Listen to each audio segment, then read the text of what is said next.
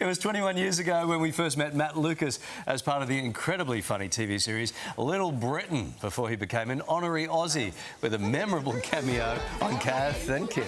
Lucas thrived. His work on shows like Doctor Who and Bake Off cemented his status as an all-round star. And now he's about to show us another side on stage. Matt Lucas joins us live from his home in London. Hi, Matt.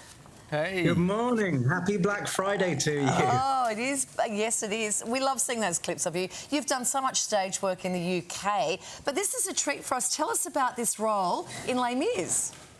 Well, you know, Les Mis is a really heavy musical, but there are these two characters, the Thénardiers, Monsieur and Madame Thénardier, and they're the comic relief. They're the light relief in the show.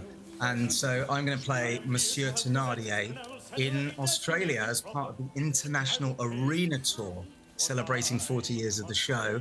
I'm coming out next year in May and June. That's so exciting. You've starred in Les Mis before. We actually have this clip of you from 2019. Let's have a look. It's such a great role in the show. When they asked you, invited you back, was it a hard yes, a quick yes?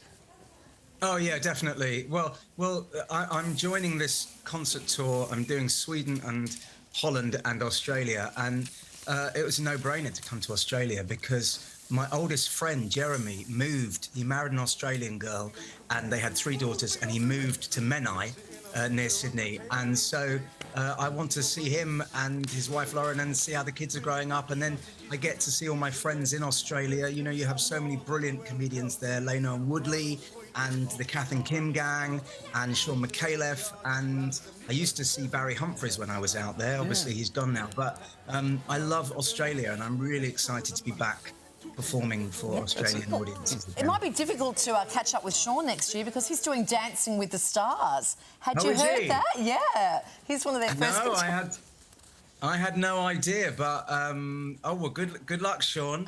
He's a very good physical comedian. So I've seen him in that sketch where he's walking upside down. So hopefully dancing won't take too much out of him. Yeah. Your show is arriving in Australia next year, 2025. It also happens to be the 40th anniversary of Les Mis. Why do you think people love it so much and it's endured? Do you know, it's an epic story, but it has the most beautiful melodies. It just has the catchiest songs, and they're really rousing. They're really anthemic and catchy. And so it's one of those shows that people see again and again and again. And I saw it as a child because I love musicals. In fact, I'm going to sneak this in. I love musicals so much that I wrote my own, which is this novel called The Boy Who Slept Through Christmas, which is a musical novel. And I wrote and recorded 20 songs. And when you read this novel, there are 20 QR codes inside it. And so you can buy this in good bookshops. I want to get this on stage one day. But in the meantime, it is my great honor to be appearing in Les Misérables because I think it is one of the greatest musicals ever written. I went and saw Gladiator the other day. Gee, you play a nasty bit of work in that. That must have been... Was that epic being on that set?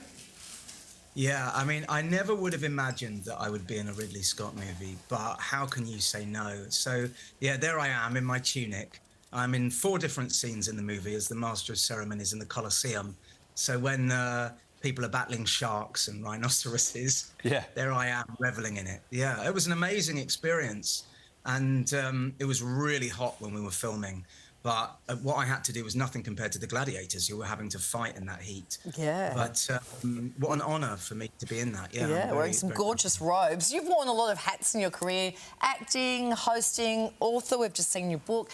Is there something else that you still want to achieve or a bucket list gig for you? Well, I genuinely would love to get this on stage, and there's a brilliant Australian director called Paige Rattray that I've been talking to about that. One day I'd love to perform on Broadway, but no, and maybe do something else with David Walliams. That would be fun. But no, to be honest with you, I've been really lucky. There's not many things that I haven't done that I really want to do still.